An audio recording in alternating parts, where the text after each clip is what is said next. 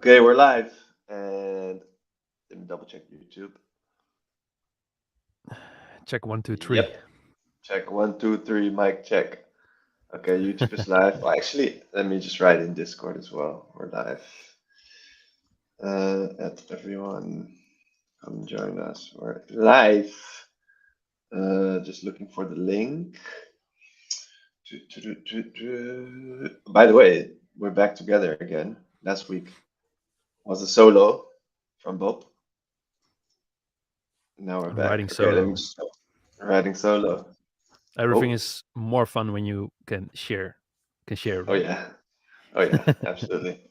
Okay, I dropped the link in Discord, and let's see if LinkedIn is also working. Oh, Hey, morning Geert, morning Hamza. oh, nice. I can actually see it in the on the banner on my profile. I didn't know that. Cool, guys. Can you guys drop a hello or a GM or whatever something in the chat so you can hear so I know that you can hear me? Yeah, they're all coming in. If you Okay, click on the nice. comments, we've got Geert, Hamza, Richard. Oh yeah. Good morning, everyone, or Nice, good nice. afternoon. Atish as well. It's weird because we are doing this from StreamYard and it's actually saying that we have 4 people. That it said 0, so I wasn't sure, but now all of a sudden the comments are coming in and I check on LinkedIn. We have 35 people watching, so it's Wow, pretty it nice. says four Yeah, over man. here. Yeah, what the fuck? I always thought like we had much less. Now it's 41. All right, cool. Let's I go. guess I guess we Let's can go. just kick it off then. Sebastian says hi from the Black Forest in Germany. What up, man? Cool. We got a lot of people. So yeah, let's jump straight into it. Welcome everyone. We're doing live Q&A as every week. And if you have any questions, if you're watching on LinkedIn, you can drop them in the comments and on YouTube as well, the same. We'll, as always, we'll just start with a few questions from the community from Discord, and then as we move through them, we can get some questions from the chat as well. So if you have any questions, just drop them in the comments or in the chat or whatever that is, and then we'll kick it off. So I think this is a cool question for you, Bob, because I think you have some experience in this industry.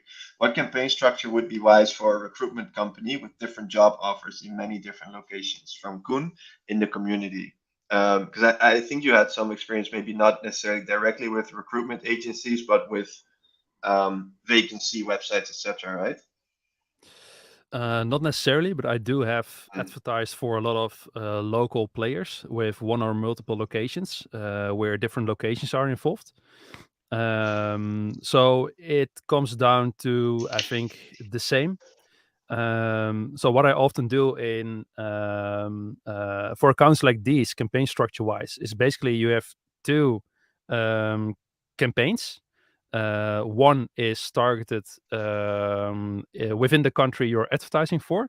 For example, if you are running vacancy ads for certain places, certain cities in the Netherlands, then you can target the Netherlands in one campaign where you target specific long tail keywords that are where certain city names are included. For example, IT specialist Rotterdam, IT specialist Amsterdam, etc., etc., etc. So that's where you can basically gather all the questions, all the search queries from the whole country, basically, when people are searching for a certain vacancy plus location. And then on the other hand, you also have a local campaign where you're targeting basically short tails, for example, IT specialists within a certain area that you're looking for a certain vacancy fill. For example, Rotterdam. So let's go after the same example. For example, if you are advertising for an IT specialist in the local area of Rotterdam, you can then use a local geographic targeting, which is Rotterdam, and advertise on a short tail, which is IT specialist, for example. So you basically have a long tail campaign, which includes cities, which is targeted within the country or an area your people can search for from, basically. And then on the other side, you have a local campaign which is targeting short tails, not including certain city names. And what you can do is exclude the place names into the local campaign. So you exclude Rotterdam into your local campaign. So every long tail that is being searched for containing a city is funneled to your country campaign, your long tail campaign, basically. So if I write this out in a sketch, you will basically see it straight away. It's more simple than it may sound. Yeah, this is nice, man. That's a lot. Um, we have a question from Akrivi. Hello, I would like to run PMax on a travel agency, but without feed because we sell services. So this lead gen, is it working without feed, and what different steps do we need in the structure? So that is a question for you, and it's also we had a similar question from Lior, and he or she is Mm-hmm. asking, have you seen success with Mm-hmm. PMax for B2B lead gen campaigns? So do you have some general thoughts for PMax for lead gen? Yeah, so maybe we can go to the previous question first. Yeah. Um, so what you can do, you can basically just use PMX for lead gen accounts as well. There's not a must to include a product feed. So for my lead gen clients, I tend to use Performance Max as a campaign to basically increase the coverage within search, but also to see if there are any extra coverages in other network types like display, YouTube, discovery, everywhere where PMax can basically put an ad. But I would start with a dedicated search campaign and try to max out those campaigns first. So you've basically just fished out the whole pond, and when you're looking for extra fish, basically just make a bigger pond, and that's when you try to leverage PMax, but also other dedicated campaign types like display, YouTube, discovery, etc. So you can definitely have success with it, but I wouldn't see it as a substitute for your bottom of the funnel search campaigns. Definitely not. I see it like a DSA campaign on steroids. Basically, that's how I view it for lead gen. So structure-wise, try to consolidate everything as much as possible, unless you have good reasons to do so. And what are those kind of good reasons? If you want to use different budget allocations to different services, if you want to use different bid strategies for different services, maybe even different targets. So let's say you're running on a target CPA. The only way you can set a specific target CPA level is on campaign level. So if you want to use multiple different campaigns, you have to segment them out. And the last good reason to segment a PMax campaign out is, in my opinion, if you want to steer on different campaign goals. So let's say you have multiple landing pages. For one landing page, you want to optimize for lead gen form fields. And for the other landing page, you want to optimize towards call to action clicks, for example, click to call. If those are in different campaign goal groups and you want to leverage different target CPAs for those, then there's a good reason to segment them out. Then the next question regarding to B2B. Have I seen good results for B2B lead gen clients? They're typically way harder to get profitable because B2B is basically very bottom of the funnel focused. If you want to get really good results within your target CPAs. So most of the time for B2B, you see that it's really cannibalizing with your search campaigns, and there's not really, and PMix is not really well maxing out your reach, your coverage on other networks. If you are using a target CPA that's the same as your bottom of the funnel search campaigns, of course. If you are running more broadly, using a more broad bidding strategy or a higher target CPA that is more aggressive, then of course you can see a more coverage in other networks. But most of the time you're having problems with lead quality, and stuff like that. So it's definitely harder to get PMX campaigns profitable for B2B in comparison to B2C lead gen. Definitely.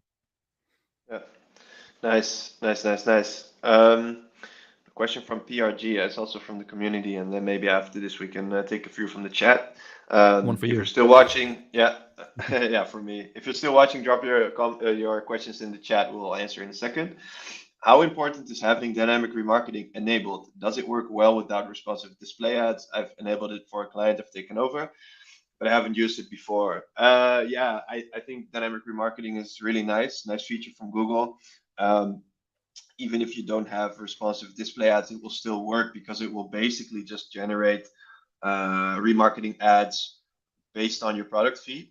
So people who have visited a product page of a specific product, they will get retargeted with that product image, usually on whatever website. So um, I think all of us have all already seen those types of ads before on Google, on the display network, or whatever, and they are usually really ugly because they just take the product image from the feed, yeah, or multiple product photos even, and it's just Google making sure that you're reminded of the fact that you were watching a specific product page before. It's basically like how Criteo, I don't know if you know that remarketing tool, but or that display advertising tool, but it's basically how they used to work as well in the past. It's just super ugly display ads, but just because it is always the product that you already visited, it's relevant, and that's why it sort of works. So taking it back to Google Ads, I think it's really nice to use this in addition to um, uh, yeah, more like standard or responsive display ads, whatever ads you use. Because if someone has, for example, not visited a product page, then they will see the remarketing ad for yeah, that is generic for your brand. Um, but as What soon what as what are they your audience best practices regarding remarketing, Miles? Yeah, what I usually do is I just create an entire funnel with at the top, you have your all website visitors. Then you have category page visitors, for example, your product page visitors. Then it becomes like really bottom of funnel because then you have people who put something in their cart, added something to cart, but didn't convert. And then even after that, depending on how your store is structured, you may also have checkout page visitors, which is even one step Begin closer to checkout. the Yeah. actual exactly. Um, and then of course the converters. So then that's the entire funnel. You can also play with recency and look back windows. Usually 30 days is fine from what I see. But if you have big enough audience pools, then it can be really nice to also retarget up to 1 to 7 days. Because then those are the people that have just recently visited a specific page or your website, and then they might be a little bit more warm than someone who has visited your page, like let's say 25 days ago. But that only works if your audience pools are big enough. So Hmm. definitely double check inside of the audience manager if your list is eligible to at least to even do retargeting. And usually, I think it's around like 1,000 people plus in a specific list. So if Hmm. you cannot reach them, you need to consolidate those audiences for sure. Yeah, it's 100. But I I've think it's 100 for display network, but it's way too small to have a decent dynamic remarketing campaign. Exactly. But I've definitely seen good results as well with all website visitors 30 days because Mm. Google's pretty good at recognizing who's who and who's where in the funnel. So back in the days before automation and in the time of manual CPCs and bit layers, then it would be much more best practice to split them up as much as you can, those audiences. But from my experience, I've seen that Google's become pretty good at recognizing where someone is Yeah, in the funnel. but once again, it comes down to the data you input into the machine, just like automated bidding, and you have to make sure that your product, that your dynamic remarketing pixel is set up right. So if you Sure. aren't pushing certain events towards the remarketing pixel, then of course the machine itself cannot learn from all of the different events that were triggered per user. So make sure that one, the IDs that you send over to your dynamic remarketing pixel are mapped to your IDs within Google Merchant Center, because it's still a big mistake that a lot of e-commerce players still make, that there's a mismatch, so the remarketing Mm. pixel doesn't know what product actually got visit.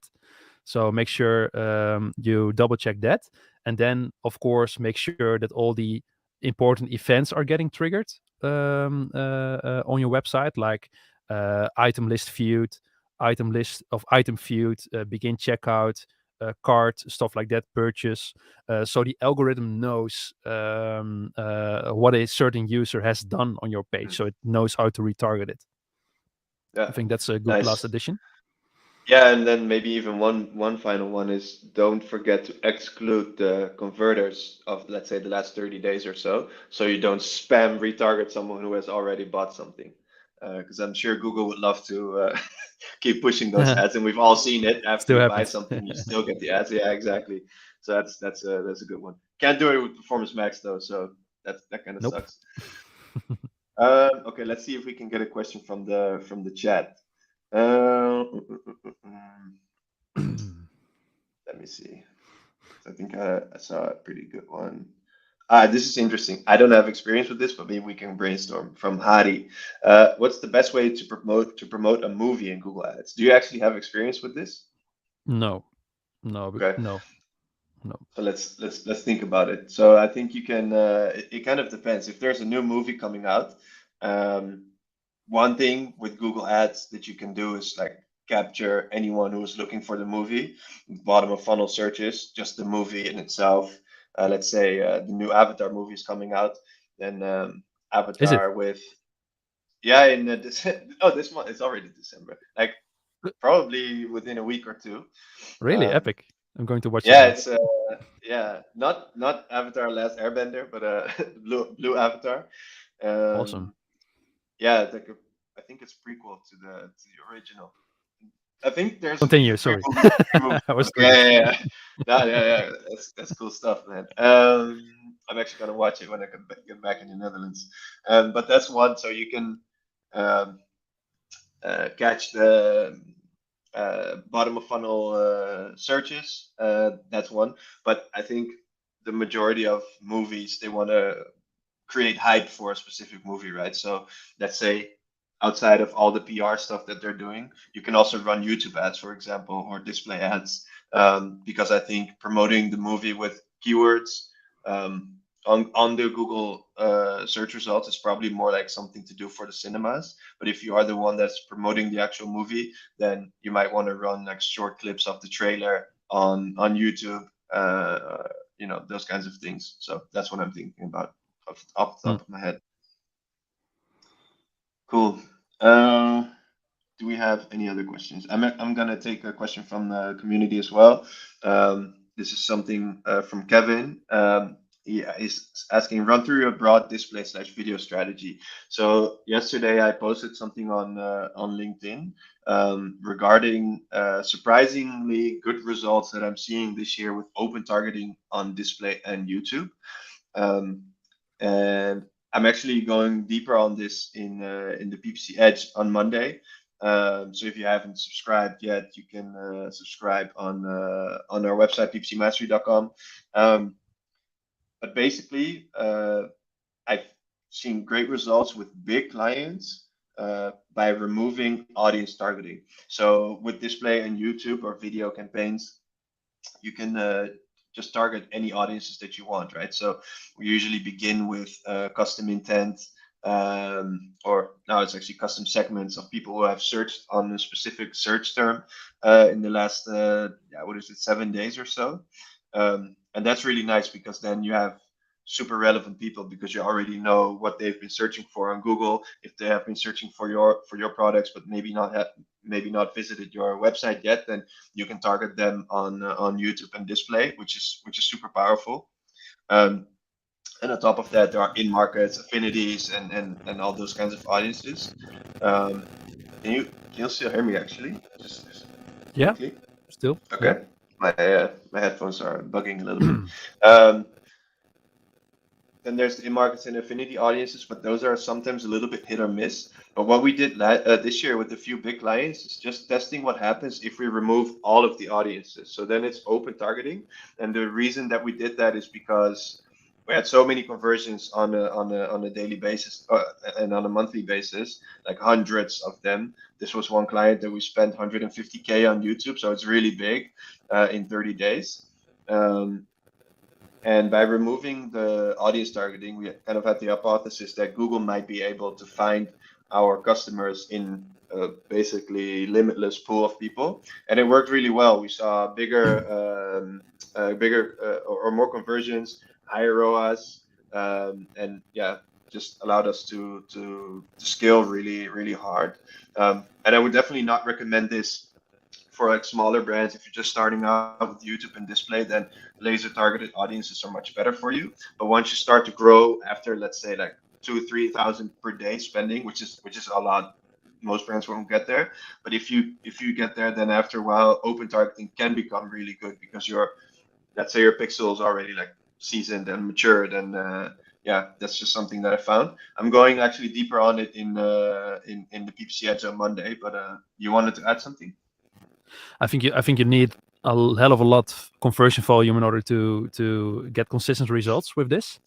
But if you do have these conversion volumes in place, like the big client you're talking about over here, I think then it's an excellent strategy.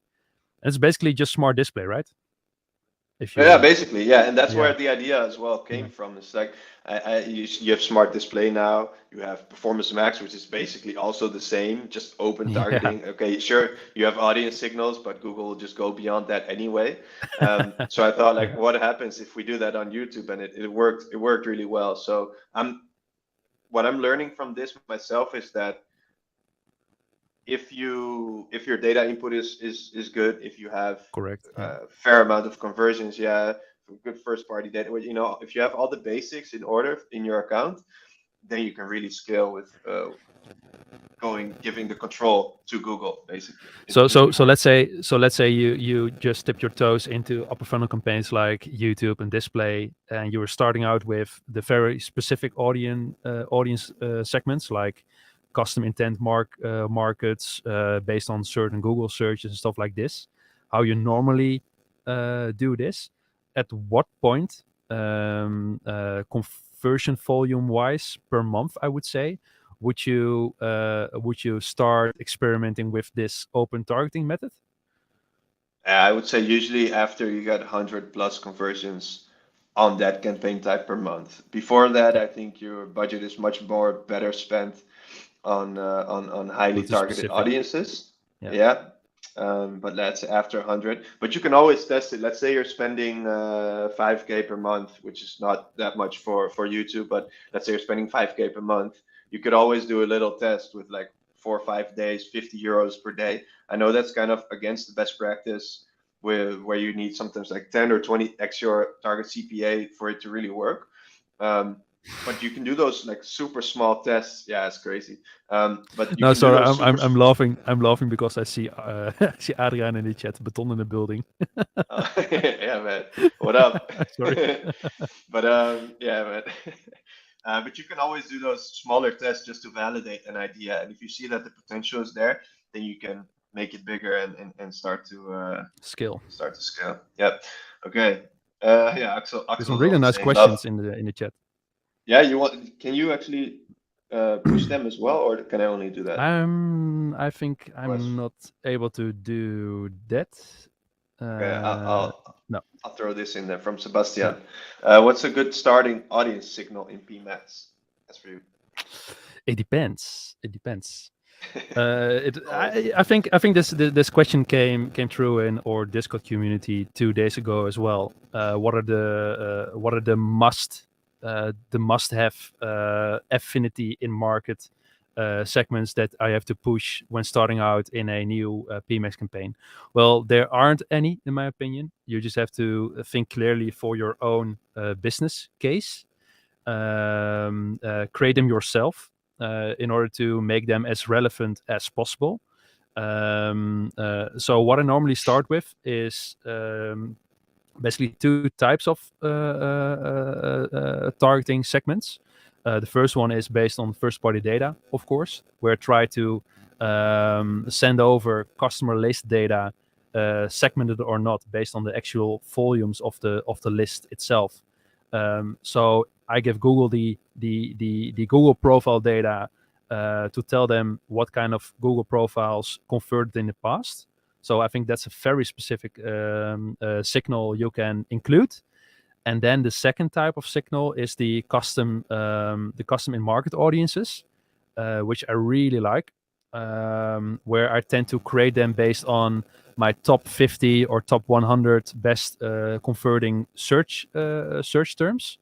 Of course, based on the amount of PMax campaigns you're building, and so I just take a look at my search term report, categorize my best converting search terms per category, and I add them to my audience signal list as well, combined with the first-party targeting, first-party data. I think you have a great starting point for the algo to go search for your most ideal customers. If it is in fact delivering impressions and generating conversion volume right after the start, once you hit start on the PMax campaign, then you can leave it and maybe broaden up a little bit more. If it doesn't really get off, you might want to broaden up more quickly. So add some more broader signals, maybe standard in-market audiences, standard affinity audiences, or broaden up your custom in-market audiences first in order to give the algo more data. Or second, your bid strategy might be too conservative, where the performance max doesn't have the opportunity to scale basically. So I would turn on those two knobs if needed. So those are the audiences I like to start with, and they are customized and tailored towards your client's account, basically. Do you have any other ways you do? No, I actually completely agree. I think this is our way of working as well. So I have a cool question for you. It's from Jura. I'll put it on the screen actually. Oh, this is a comment from Axel. I wanted to Hi, say Axel. because this was during Axel. This was during the chat we had just now about video. He's actually one of the first guys that really helped me learn more about video advertising. So Oh, shout out to really? Axel. Yeah, Google strategist, really good, really good.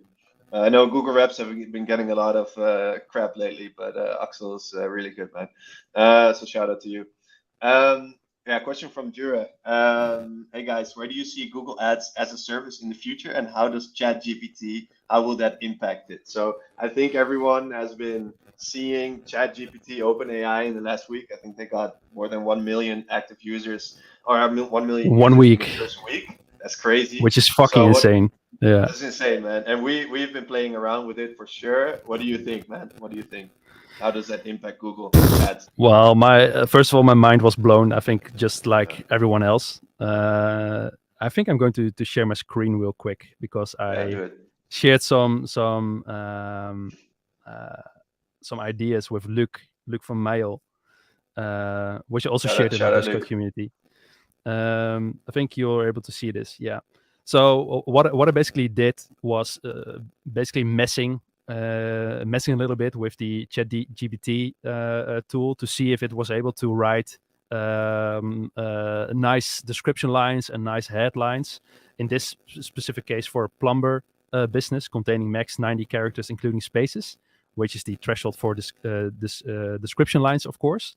And it came back with the following 10 salesy description lines already, which I think is just insane. If you can leverage this tool just for inspiration alone, I Yeah, think you will never have to stare at a blank screen again.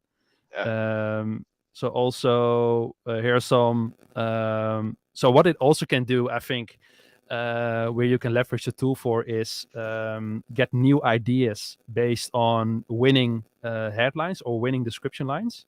So let's say you've got a headline as a gardening business, which is sustainable and eco-friendly gardening, which is performing as a best headline in your RSA, for example. Then you can let it create iterations or variations based on that headline. So you can basically add new tests based on these kind of ideas. And there's a lot more you can do. It just is based on the prompt you're actually giving this system. So if you take this back to the question, where do you see Google Ads as a service in the future and how ChatGPT will make impact on it? I think Google Ads, if it were to integrate something like this, you will have insane more valuable ad copy IDs within the interface itself. Google Ads is already doing this when you're creating new RSAs, but they are mostly based on what you have been doing in the past and what is being found on your landing page, because of course they script them. But if they can also give you ideas based on your own input, for example, you want some crazy call to action, some more salesy description lines than the ones Google has already pushed to you, I think the system will improve a lot and it will save you a hell of a lot of time in order to create good copy for your ads. You will still need your human brain in order to filter out all of the shit that sometimes comes through. But if you hit the try again button for like 20 times, you will see some crazy good copy that you wouldn't be able to write yourself otherwise. So a few months ago, I said, well, how is our job going to look like in the near future when AI automates everything? I think it was in a Lunio webinar. I think I told, oh, it will change towards the more conversion rate optimization and the more creative side of the whole part. And then, of course, you've got the strategic part and the analyze part. But I think I thought you were going to need to improve to the copy and CRO side in order to be like a better specialist. But right now, seeing this, AI will become way better than we do in copy eventually. You just need as a human to be able to filter out all the good stuff from the bad stuff and know how to leverage these kind of tools in order to make the biggest impact for your client. So it's more becoming a role of becoming what to do and what not to do and how to leverage certain tools and interpret the data instead of being creative to a certain degree, which is freaking me out a little bit. So what are your thoughts about this? Yeah, just wait until videos can be AI generated as well. I think that's already actually happening. But if OpenAI also has, now you have DALL-E with, they can create images. Just wait until that has been developed further, and then you can just say create a 3D render of I don't know, this product. whatever you have. Yeah, exactly. And then you say, okay, this is the product, right? A landing, and then that's super sick. But what I think is visible here, which you also see in how Google Ads has developed in the last few years with all the automation, I think the combination between the two is always going to be where you win. So one you have the technology, and two, you have your brain. And I think you need to develop yourself in different areas so that you can steer the machine in the right direction and keep on doing that and keep on adjusting as it goes maybe to the wrong direction. Because I've seen a lot of content being written on LinkedIn this last week that was generated by ChatGPT. And you could see immediately. You can see it, yeah. Long paragraphs and just too by the perfect style of the sentences, too perfect. And that's where you need good copywriting skills, so you can sort of filter that and create better structures. And I'm sure that after a while, ChatGPT could also learn how to structure that for LinkedIn or for Twitter or whatever you're using. Based on your writing style, maybe. Yeah. You can feed it with the information and then it will learn from that. But I think the most important thing is just you have the tools to your advantage, just like you have smart bidding. I don't want to do manual bidding every day anymore because it's not necessary. But No. with Performance Max, for example, it's so easy for the system to break, and then you need to know like what you need to do in order to fix the problem. Because if you Hmm. don't, then it's just gonna spend and spend and spend and whatever. And the same, I think, is with ChatGPT. You can generate so many headlines, and from the examples that you had, if you show 30, then probably 9 or so is really good. 10 Yeah. is okay-ish, and the other 10 are just bad. And you need to use your brain to filter that out as well. Yeah, and I think it's not really there yet for you to copy and paste all of the ideas it spits out, Yep. but just use it for inspiration purposes because Yep. you will be so much faster just getting ideas from this tool and writing better headlines based off those ideas than just staring at a blank screen, for example. So it will save you a lot of time right now Yep. already. I think just wait a couple of more years and it will do all the other things as well. Yeah, absolutely, absolutely. Okay, cool, man. We're pretty much I over can time basically as talk well. for an whole hour, but yeah, it's still 30 minutes.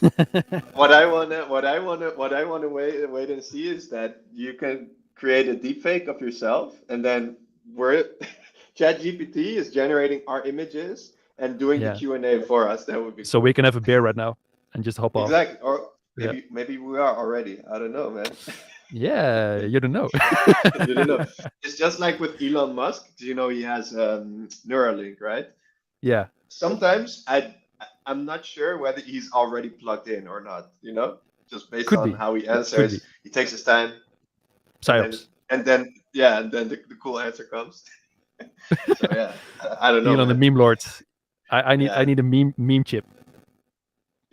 I don't know. Maybe you already have one. I think your Yeah, brain is like a I have it meme already. chip. All right, Okay, let's round it cool. up. Yeah, man. Okay, so as always, thank you everyone for joining. If you want, I always mess this up. If you want, there we go. If you want to join, right now we're at 2,240 PPC specialists in our community. If you want to join us, go to ppcmastery.com/community. If you want us to send you a weekly advanced Google Ads tip on Mondays, go to ppcmastery.com/blog and subscribe to our newsletter, the PPC Edge. Um, we briefly discussed it just now. Monday, the issue will be about how to scale open targeting YouTube and display campaigns with real examples, real data, as always. And yeah, finally, I think that's it. We're also in the working on an advanced Google Ads training program, but more information on that will drop soon. Any closing thoughts from you, Bob? Yeah, I'm expecting a TLDR on the whiteboard behind you. I'm so disappointed it misses the D. Yeah, too long read. Too long, Should too read. long read. So yeah, let's end it there. So thanks for watching, All right. everyone. Hope to see you next week. If you've got any follow-up questions about this, drop them in our Discord community at the Yep. Q&A questions. The channel will open again next Thursday. Otherwise, people will mess up the actual question channel with the Q&A question. But drop them next week, Thursday, so we can get to your questions. And have a nice weekend. Yep. Thanks. Thanks, everyone. Ciao, ciao. Peace. Bye. Ah, this is always so bad, man. Now I have to end broadcast. I have to look for the finish. Okay, bye.